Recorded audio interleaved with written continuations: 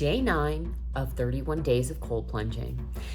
If you've already tuned in, you'll notice that I have done all of my cold plunges so far in natural bodies of water, which is what I prefer, honestly, because I like to be in water that's clean and doesn't have a bunch of chlorine and fluoride thrown into it and whatnot. But anyways, today I'm at a hotel and I don't really have any other choice but to take a cold shower. And why am I at a hotel? Because I had a session earlier. As you may or may not know, I am a professional dominatrix as well as a holistic health coach. And so I'm not only going to take a cold plunge, I am also talking about a topic of holistic health. So today I want to talk about energetic boundaries. Boundaries in general are a crucial foundation of BDSM practice. Everything that I'm doing deals with boundaries. And in life, everything that we do deals with boundaries. And BDSM practice is also about energy. This is energy work. Everything in life is involving energy. When we distill it all down to what is existence about, apart from awareness and presence, it's energy. That's what runs through existence, okay? There are many kinds of boundaries. There are physical boundaries, for example, do not touch me. There are material boundaries, do not touch my stuff. There are mental boundaries, for example, would be like, I am not going to devote this much time to reading this kind of material because it is affecting me a certain way. That's just one example that's popping up suddenly. There are emotional boundaries. Perhaps you just don't have the capacity to listen to somebody talk on end about a certain thing, like their breakup, for example. Whatever. There are time boundaries, like I'm going to only spend just 2 hours on a date, for example, or I'm only going to spend 4 hours on this work project, right? And there are energetic boundaries that I'm going to delve into in this video. Now, for me to go into energetic boundaries, it's a little bit of a slippery slope, okay? Because to explain this, it delves into something that people don't have a good understanding of what it actually is. And if we could just tap into our intuition for a moment here, we'll have a little bit of a better understanding of it. We must also go into emotions, because emotions, they give us a roadmap for when something is off, or when a boundary is being overstepped, or when a boundary needs to be honored that maybe we are about to not honor, or we don't have practice honoring. You see, as I healed more and more, things that used to energetically disrupt me, dysregulate me, emotionally too, and physically. Remember, this is holistic health and all of this is interwoven, okay? So the mental will throw a ball back at the physical, throw a ball back at the emotional, it's all energy that it boils down to at the end of the day, okay? When we distill this. But the things that used to disrupt me, right? Once those were healed, those kinds of boundaries, and honoring those kinds of boundaries became second nature, that I don't need to think about it anymore, I don't have those emotions come up, right? Does this make sense? Now, we may experience different emotions when a boundary needs to be honored or expressed. For example, anger. That's like the quickest thing that may come up, because it's an initial, like, this is an injustice. I need to express anger, right? Or we may have an anxiety, right? So it could be a variety of different things may come up. I want you to know, for the first tool, if I am going to just give it out right here now, is to tap into your emotions and to make friends with them. Don't condemn your emotions. They're a roadmap telling you, indicating that something is off or something needs to be honored, etc. That's all they are. They're not, oh, I'm a low vibe person because I'm experiencing sorrow or grief.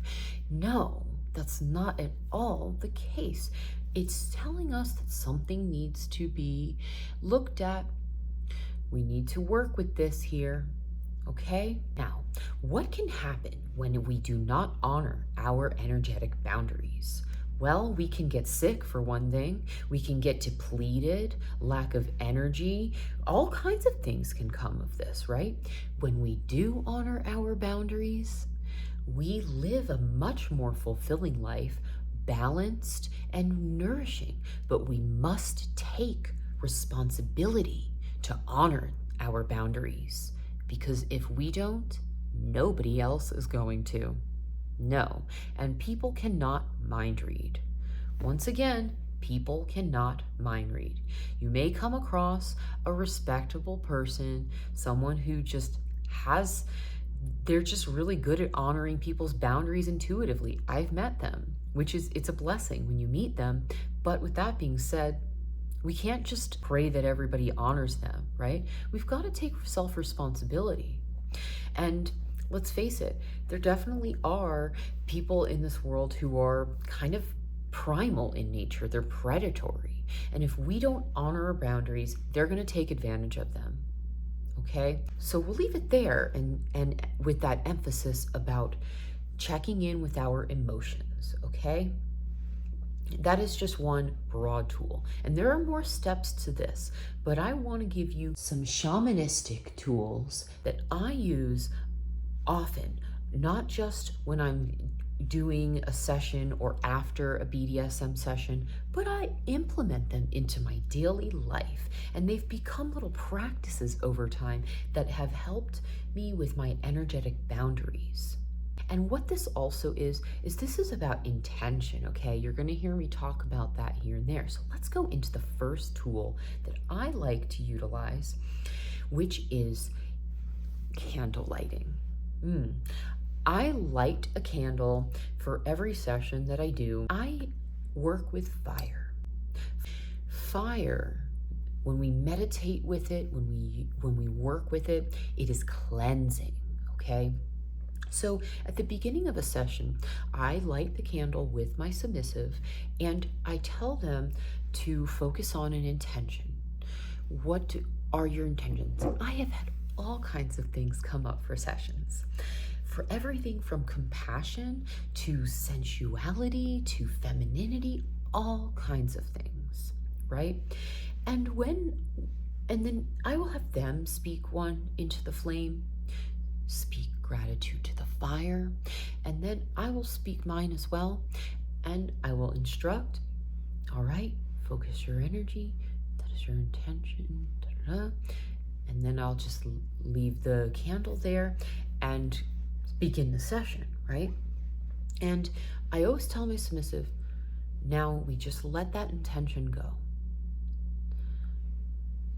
No expectations, okay? This is very important. This is about non-attachment, not detachment, which a lot of videos and materials out there will talk about detachment. No, we don't want to go into detachment. Detachment means I don't care. It's I'm detached. I'm detached from this. It's not my concern. Which, hey, granted, that can be a good boundary sometimes if we need to go there, I guess, but it's really non-attachment that's gonna have you soaring the high skies, okay? Non-attachment, I'm speaking from a Buddhist lens, okay? Non-attachment is one of the foundations of Buddhism as well. What we do with this is we are not clinging to something. We have an intention, right? As Buddhists, we make intentions like, I am going to sit here and I'm going to meditate and I'm going to focus on the flame, and I'm just going to watch that flame, and anytime that my mind fluctuates from that, I'm just going to bring it back and I'm going to let go of any judgment that comes up. My intention for that may be to focus on the flame and to increase my mindfulness and concentration, and to experience it, maybe a cleansing from the flame. But I'm not clinging so hard, right, that I stress myself out, that I make it the end all blah, blah, blah, because that type of clinging that is a very constricting energy. So let's delve into the energy of non-attachment here for a moment.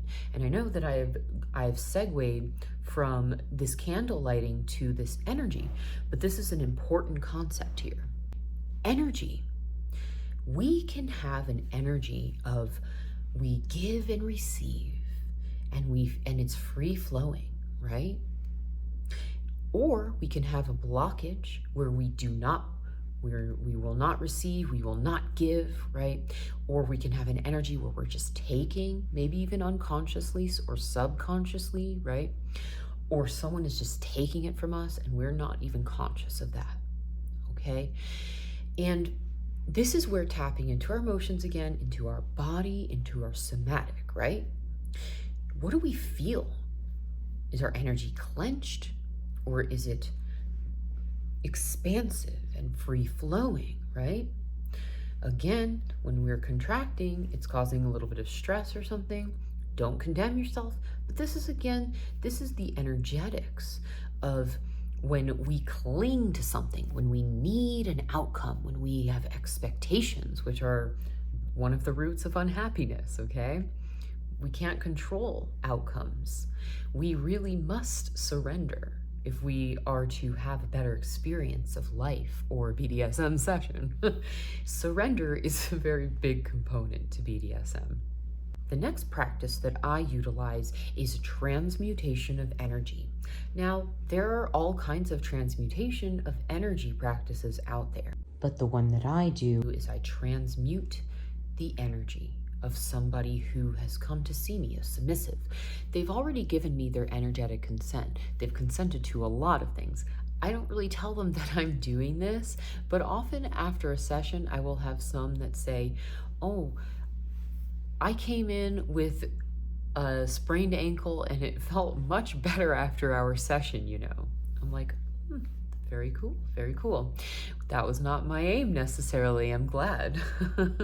So perhaps some healing work came in there that was not expected. What I'm doing is I am transmuting this, especially if there's like a heavy energy that they've come in with. People come in with all kinds of things when they see me. They throw a lot of projections at me of their fantasy, of what they really want, and it's like, I'm never going to fulfill something 100%. And that's something that I've had to accept and also deal with, that this energy is approaching me, that it can be a lot to experience, honestly. And so part of that is that I just go into this transmutation. And what I do is I lay my hands on them. I do this right before the candle lighting ceremony. I'll do this right as I'm collaring them, and I lay my hands on them. Nice and sensually, usually. And I breathe in their energy, and I breathe it through my womb, actually, because I have a womb, and that is a great transmuter of energy, if I so choose. I breathe it through my sacral chakra of the womb and out through my heart back to them. And I do this in love. This is white magic, basically. And it's not done out of protection. I don't feel like there's anything I need to protect myself from. And I think that when we go down this path of that we need protection, that is a type of energy that gets us into sticky situations. It gets us into hypervigilance, in my opinion. It means that we have to hide from something. There is a core belief of a disempowered empath that the energy that they are coming into contact with is stronger than them. An empowered empath believes that there is no energy that is stronger than them, that they are strong, that they are powerful, right? And we must enter that kind of empowerment if we are to go about our lives in a healthier way. There's other transmutation of energy. If you don't have a womb, just breathe it through a different kind of chakra. Maybe you can breathe it through your heart chakra, breathe it back and forth through there, and make sure you're focusing your intention on love, okay? Because even if we're coming into contact with someone that we may feel that we're disempowered, right? Their love is always stronger than anything that we are up against. Love is not weak. If we have a perception that love is weak, then we don't have a proper perception of what love is. Love has the most enormous capacity. It is boundless, and it has boundaries. The next tool that I use is I cleanse my equipment. And yeah, no, I'm not talking about disinfecting the equipment. Of course I do that too.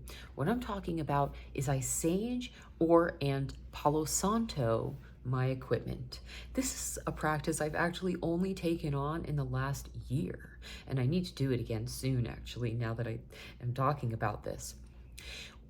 Why have I not only done it that long? Well, it occurred to me to do it a year ago.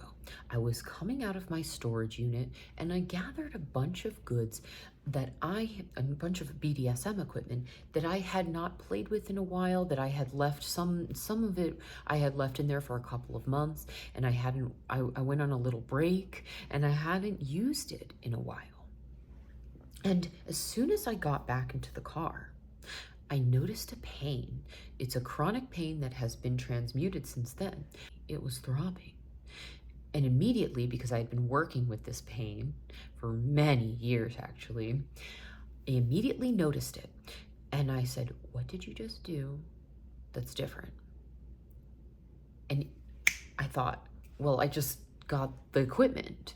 I was like, okay, without going into this kind of, oh, it's negative, you know, oh my God. No, I'm stronger than that kind of emotion. I can transmute that kind of energy or emotion, okay? Oh, the equipment needs to be cleansed. It's taken on all of this energy because let's face it, what am I doing as a dominatrix? I am inflicting either pain that is physical or mental or emotional onto people. And so it still needs to go through a process of cleansing. Items take on energy, right? Energy that we're putting into them. So what did I do? I took all the items out and I put them onto a beautiful blanket and I saged them. Let's jump into the last tool that I'm going to mention for today, which is water, another element. Oh, yes. I always go and I wash my hands at the end of a session. And if I can, I jump in the shower too.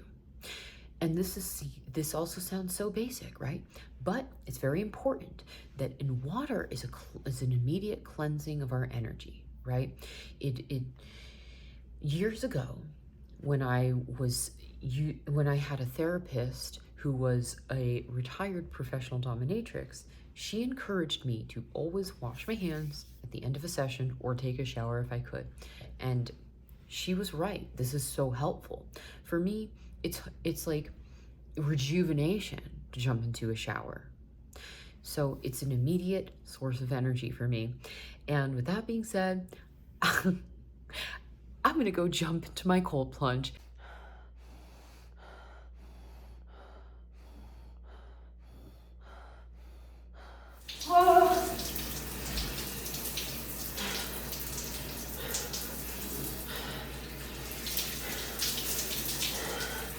In 2 minutes, that was not as cold as the creek, of course, or the lake. And I'm gonna go on to taking a shower, like with it blasted hot now, because I can. Yes. And that about finishes it up. I'll see you tomorrow in day 10. Like this video, subscribe. See you next time. I love hot water.